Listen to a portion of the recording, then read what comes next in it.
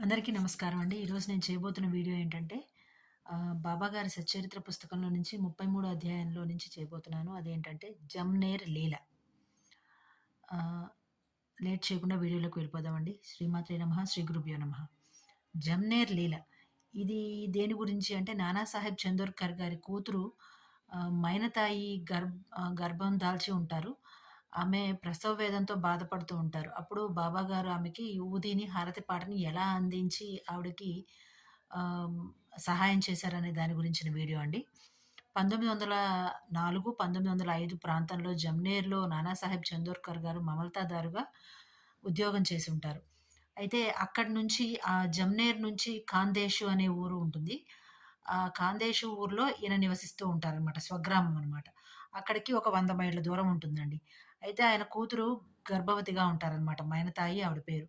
అయితే ఆవిడ 3 రోజులుగా అప్పటికే 3 రోజులుగా ప్రసవ వేదనతో బాధపడుతూ ఉంటారు. పాపం పరిస్థితి చాలా విషమంగా ఉంటుందనమాట. అయితే బాబాగారు సర్వజ్ఞులు కాబట్టి ఈ విషయం ఆయనకి తెలుస్తుంది.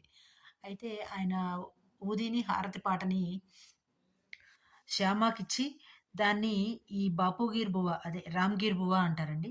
ఆయనకిచ్చి ఆ ఊరు వెళ్లి ఇచ్చి రమ్మని చెప్తారు.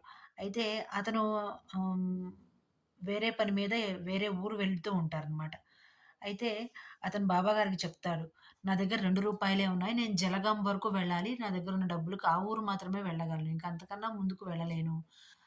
నాకు ఇబ్బందవుతుంది" అని చెప్తారు. చెప్తే అప్పుడు బాబాగారంటారు, "నీకెలాంటి ఇబ్బందుండదు. అన్నీ వాటంతట అవే సమకూరుతాయి. నువ్వేం కంగారు పడొద్దు. నువ్వు బయలుదేరని" చెప్తారు. అయితే ఈ రామ్‌గీర్ బువ్వ అనే అతను 2 గంటలకు రాత్రి ట్రైన్‌కి బయలుదేరి వెళ్తాడు. ఆహ్, అతను జలగాం వరకు వెళ్ళేటప్పటికి తెల్లవారుజాము అవుతుంది. 3 గంటలు అట్లా అవుతుందనమాట. అయితే అక్కడ అప్పటికే ఒక టాంగాతో ఒక వ్యక్తి ఎదురు చూస్తూ ఉంటాడు. ఒక బంట్రోతు లాంటి అతను. ఎదురు చూస్తూ ఉంటాడు. పిలుస్తాడనమాట. ఇక్కడ రామ్‌గీర్ బువ్వ ఎవరు అని జెప్పేసని. అయితే పిలిస్తే నేనే అని చెప్పని ఈయన ఈ వెళ్లి టాంగాలో కూర్చుంటే వెళ్తారు.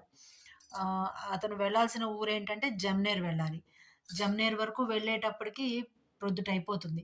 అయితే అతను ఒక నిమిషంలో వస్తానని చెప్పేసని పక్కకు వెళ్తాడు. పక్కకు వెళ్ళినప్పుడు ఈ టాంగా ఎవరైతే వచ్చాడో ఈ టాంగా వ్యక్తి అతను మాయమైపోతాడు.